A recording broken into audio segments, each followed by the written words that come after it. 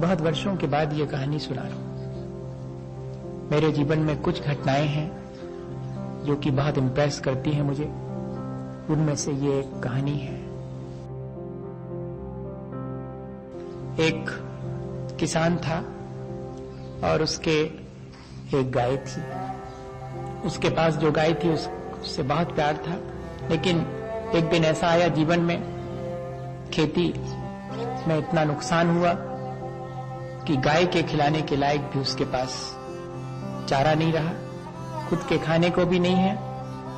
और उसने तय किया कि गाय को बेच देना चाहिए। जब मैं खिला ही नहीं पाता हूं तो क्या करूं। और जब भी उसके मन में ये बात आती थी कि गाय को बेच दूं, तो ऐसा लगता था जैसे किसी ने छाती में और भाला चुभो दिया, इतनी पीड़ा होती थी। और जब उसके मन में ये आता था कि ये सुख से रहेगी, किसी को बेच दूं, वहां अच्छे से खा पी लेगी, मेरे पास तो भूखी पड़ी रहती है, पानी पिला पाता हूं, तो बेचने की बात भी बहुत तकलीफ देती थी। फिर उसके मन में आया कि क्यों ना मजदूरी कर लूं। एक किसान को इससे ज्यादा दुखदाई बात क्या हो सकती कि उसे मजदूरी करना पड़े। पर क्या करें, अपने लिए नहीं, जिसे अपने आश्रित रख रखा है उसके चारे के लिए, और मुझे मजदूरी कर लेनी चाहिए। और वो शहर चला जाता है। शहर में एक सेठ के यहां पर चौकीदारी का काम उसे मिल जाता है। और एक दिन बातों के दौरान सेठ जी उससे कहते हैं कि क्यों भाई, तुम तो गांव के हो, यहां दूध की बहुत दिक्कत होती है, अगर हो सके तो कोई गाय का इंतजाम कर दो। उसको तो जैसे मन की बात मिल गई। उसने कहा बहुत अच्छा रहा, मैं गाय को भी यहीं ले आता हूं, सेठ जी के यहां पर रहेगी, मैं उसकी देखरेख करता रहूंगा। और ले आया वो गाय, ये कहकर कि किसी और की है, आप ले लीजिएगा। जब गाय की रस्सी सेठ जी के नौकर के हाथ में पकड़ाने लगा, तब गाय ने बहुत कातर दृष्टि से उसकी तरफ देखा कि सौंप रहे हो, आज तक तो निभाया, आज किसी और के हाथ में सौंप रहे हो, ठीक है चली जाती हूं। मुड़ मुड़ करके उसने कई बार देखा कि कह दो एक बार कि हाँ चली जाऊं, बहुत कठिन है। और उसके सिर पर हाथ रख करके किसान ने कह दिया कि हाँ जाओ। बहुत कोशिश की किसान ने कि सेठ जी मुझे ही उस जगह पे रख दें, मैं गाय की सेवा करते रहूंगा, अलग से नौकर लगाने की आवश्यकता नहीं पड़ेगी। पर सेठ जी को इतना ईमानदार चौकीदार कहां से मिलता, इसलिए सेठ जी ने तो उसको चौकीदार का काम सौंपा, गाय के पालन पोषण का काम दूसरे नौकर के जिम्मे सौंप दिया। लेकिन दूसरे ही दिन हल्ला मच गया कि 15 सेर दूध का वायदा था कि गाय 15 सेर दूध देगी, लेकिन वो तो एक सेर भी नहीं दे पा रही है। बुलाया गया किसान को कि बेईमानी करते हो, कह रहे थे 15 सेर देने वाली गाय दे रहा हूं, और वो तो जरा भी दूध नहीं दे रही। किसान ने कहा लाओ। गाय के माथे पर हाथ रख के कहा कि बहन, मेरी लाज तुम्हारे हाथ में है, इसमें अब तुम कमी मत करना। कि गाय क्या समझे कि तुमने उसे बेच दिया है कुछ पैसों में। वो तो सिर्फ प्रेम की भाषा जानती है, उसकी चेतना अभी इतनी विकृत नहीं हुई है कि वो रुपयों की खरीद फरोख्त को समझ सके।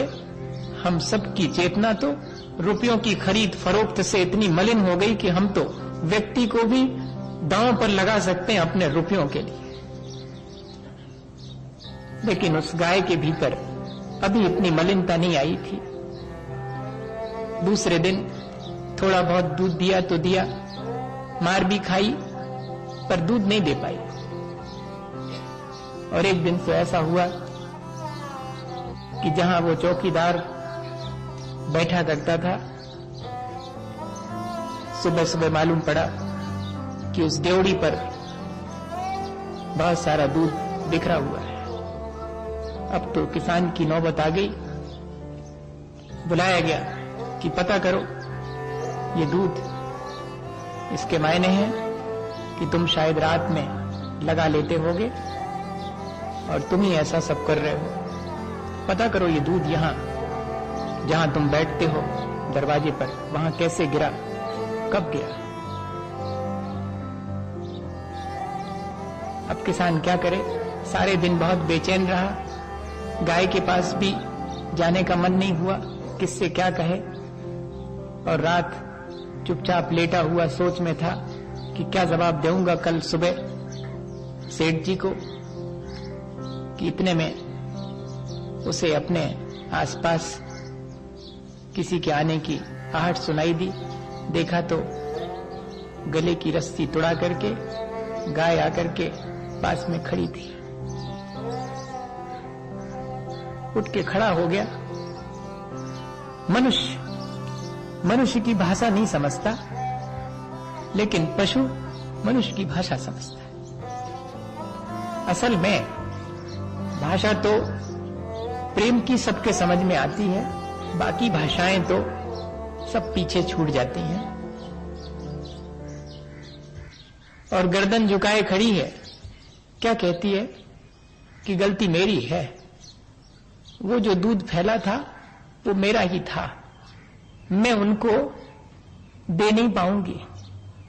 तुम कहते हो कि मैंने तुम्हें कुछ रुपयों में बेच दिया है, सो अब वे सेठ मेरे मालिक हैं, सो वे मेरे शरीर के मालिक हो सकते हैं, मेरी आत्मा के मालिक तो नहीं है। मेरी आत्मा की मालिक तो मैं हूं और मेरी आत्मा तो उसे ही दूध देगी जिसका मेरे से प्रेम है। तुम्हारा प्रेम है, इसलिए तुम जितना चाहोगे तुम्हें दूध दूंगी। मेरे शरीर को बेच करके तुम मेरी चेतना को नहीं बेच पाओगे। दूसरे दिन कहते हैं, कहानी में लिखा कि सेठ जी के पैर छू करके और किसान अपनी गाय लेकर अपने गांव वापस लौट गया और कह गया कि गाय जितने में बेची थी एक एक पैसे पाई चुका दूंगा, लेकिन ना अब आपकी यहां नौकरी करूंगा और ना गाय आपको बेच पाऊंगा। मैं रूखी खा करके और रह जाऊंगा, लेकिन अपनी चेतना को मलिन नहीं होने दूंगा।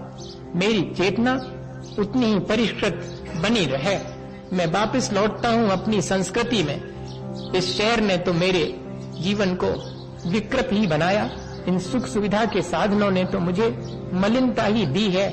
मैं तो अपने उस चेतना के उज्जवल और निर्मल स्वभाव की तरफ, गांव की तरफ लौटता हूं। गांव की तरफ लौटना एक प्रतीक है, अपनी संस्कृति की तरफ लौटना, अपने भाईचारे और अहिंसा की तरफ लौटना।